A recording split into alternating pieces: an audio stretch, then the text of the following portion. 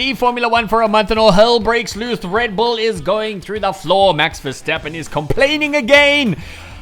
Authorities are investigating a prostitution ring that involves an unnamed Formula 1 driver. Regulations are changing quicker than Sabrina Carpenter changes her outfits during a performance. What is going on? We're gonna find out right now. We do need to talk about this crazy scandal with an unnamed Formula 1 driver currently being investigated for a prostitution ring. Let's have a little bit more. Let's have a little look at the source. Now, this is all speculation. I'm not pointing any fingers, but it's a massive bombshell that dropped across the Formula 1 sport. A lot of football players are involved, but the Formula 1 driver got dragged into it. Quoting here, a massive bombshell has just dropped, a scandal rocking the Italian football world. And even more explosive, a Formula 1 driver has ended up in a police wiretap that linked a high-end prostitution ring running out of Milan. So the whole thing blew open when a case was revealed by La Gazzetta dello Sport. This is an Italian paper and it's been digging deep into the story and has already had around 70 players implicated in the scandal.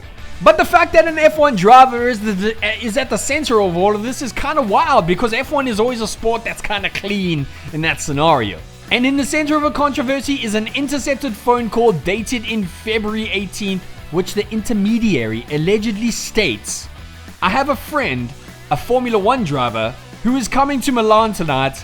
He's looking for a girl. Who is this person? Who is it? I want to know." I don't know who it is, okay? I'm completely speculating.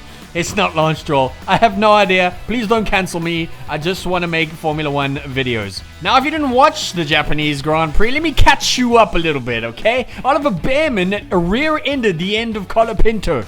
Now, Oliver Behrman was doing 270 k's an hour while Colapinto was doing 170, which obviously led Oliver Behrman to fly into the wall at 270 k's an hour. Hitting the wall at 52 Gs. Just for reference, the astronauts in the space shuttle experience 9 Gs. That is a massive crash, and it brings to light what Max Verstappen has been warning about all along. Now, the beginning of the season has been great. There's a 50-50 split between hybrid and petrol engine, between electric and petrol engines, and it's all great. The cars are fun. We're seeing the super clipping. We're seeing massive starts. We're seeing racing speed. We're seeing all of this really interesting things play out in the field, but a lot of complaints are coming through that it's no longer about driving and a completely automated experience from the driver's point of view, which isn't exactly what we want from the sport. Nonetheless, there have been some exciting races. We've seen some Ferrari battles that have been really epic. And again, the US has decided to bomb someone because that's all they're really good at, and we have unfortunately lost 2 races of the season. But after the Japanese Grand Prix, a lot of changes have currently taken place inside of the FIA regulations, which we're going to talk about right now. Let's go. According to the rule changes in response to adjusting existing regulations rather than a sweeping rewrite, focusing on refining the use of electrical energy to address the driver complaints were 2 major adjustments. In qualifying, the limit in recharge over a lap has been decreased from 8 megajoules to 7. Now, that was in effect in China, so I don't know what really changed there.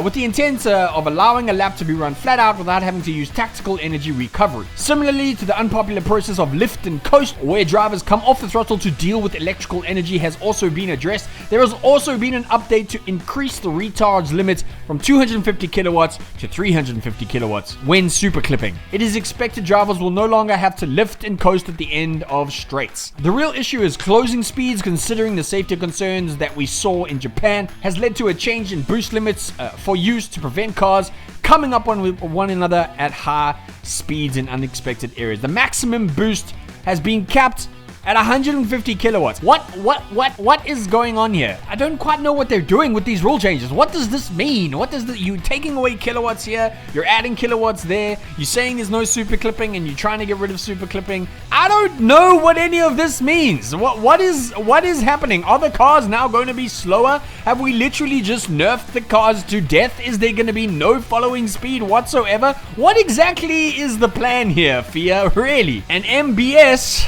who is Mohammed bin Suleiman, on Sunday, the FIA president described what had been a constructive and collaborative meeting. Obviously, it's got nothing to do with the fans or racing or any of the good stuff that we love. These changes have been introduced to address the issues identified with the opening events and ensure continued integrity, quality, and competition.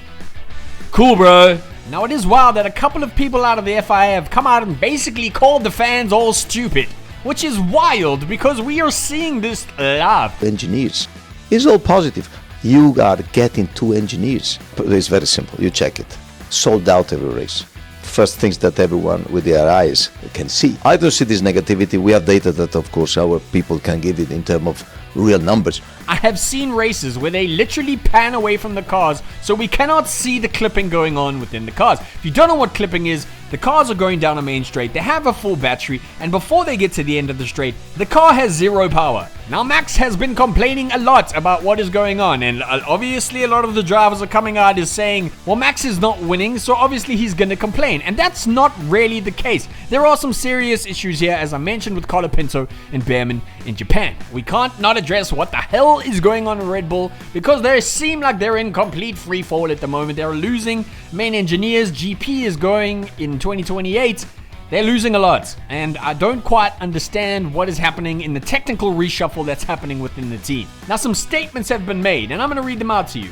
Red Bull have announced changes to their technical department with the aims in reinforcing its focus on performance and innovation. Ben Waterhouse, who has been with the team since 2017 as head of performance engineer, has become chief performance engineer and design engineer. Red Bull has had a difficult start to the F1's new era of regulations and sits 6th in the Constructors' Championship after 3 races, already 119 points behind early pace setters Mercedes. Now, there is some wild predictions that Max is never going to win a race this season, which I find insanely hard to believe because you cannot count this man out for anything. But that is the main prediction that a lot of, commentators are making, which is wild. On the point of Mercedes, FIA bans Mercedes Red Bull F1 trick. So the FIA has banned an engine trick used by Mercedes and Red Bull in qualifying ahead of the next race in Miami. Both engine manufacturers have been exploiting a trick to run maximum deployment at the end of a lap rather than deployment rate reducing.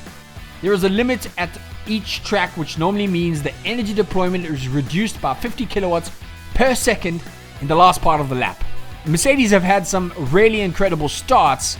Battery management on a formation lap can make or break how you start the lap off the grid.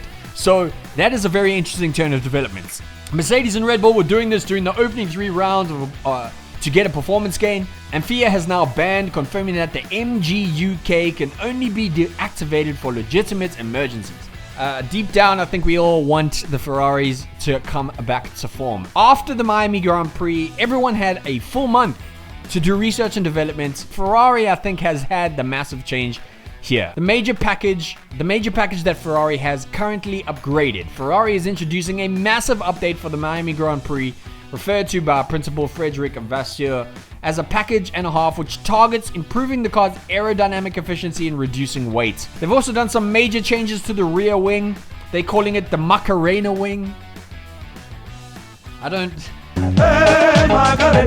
Only Ferrari can call their wing the Macarena wing. Ferrari really pushing hard to close the gap on Mercedes and really challenge them for the constructors, which currently it looks like we're going to have a 4-car split here between Leclerc, Hamilton, Kimi Antonelli, and George Russell. We're back, baby. They're all going to be implemented in Miami. So we're going to see all these rule changes happening this weekend. Anyway, that's it for all this gossip. I am streaming the race live on Sunday. That is right. If you want some unhinged commentary and you don't want to listen to the English commentators glazing all the English drivers, come and listen to me scream like a little girl and swear at the screen, because that's why I love Formula One. And hopefully it's an exciting race, and stay tuned. The live event is up on my channel.